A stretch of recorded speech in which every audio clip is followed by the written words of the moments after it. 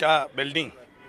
আমাৰ তাত যাক আমি টাৱাৰ বুলি কৈছিলোঁ সেয়া এতিয়া আৰম্ভ হ'ব অলৰেডি মানে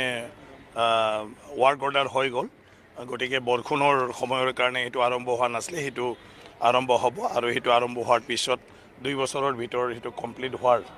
আমাক কথা দিছে গতিকে মই ভাবোঁ 2 বছৰৰ পিছত এইটো টাৰ্মৰ পিছত আৰু মানে বিধায়ক আৱাসত কোনো সমস্যা নাথাকিব হয় তাত ওপৰত হেলিপেডৰ ব্যৱস্থা কৰা হৈছে যিকোনো ইমাৰ্জেঞ্চি কেতিয়াবা কাৰণ মানে সদায় VIP কেতিয়াবা চেণ্ট্ৰেল মিনিষ্টাৰ গৃহমন্ত্ৰী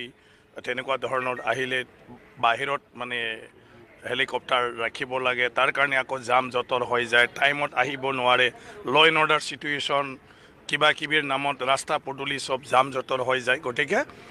তেনেকুৱা ধৰণৰ চিটুৱেশ্যনটোত আমাৰ মানে বিধানসভালৈকে যিটো বিধায়ক আৱাস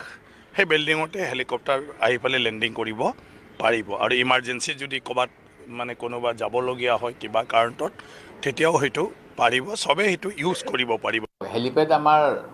তো খানাপাৰা ভেটেনেৰী কমপ্লেক্সত লৈছে সেই এখন বোধকৰোঁ তাতে ব্যৱহাৰ কৰি থাকে আগতে এখন হেলিপেড আছিলে আমাৰ জৱাহৰ নগৰৰ কন্যাধৰাত সেইখিনি কিবা মাটিখিনি কিবা খেলি মেলি হ'ল সেই গতিকে অকল বিধানসভা চৌহদত কৰিলে তো অকল বিধানসভা ব্যৱহাৰৰ বাবে হ'ব ক'ৰবাত যদি লাগে আমাক ৰাজহুৱা হেলিপেড কৰিব লাগে চৰকাৰে কিন্তু বিধানসভাৰ বিধায়কসকলৰ মূৰৰ ওপৰত হেলিপেড এখন মই প্ৰয়োজন বুলি ভবা নাই ব্যক্তিগতভাৱে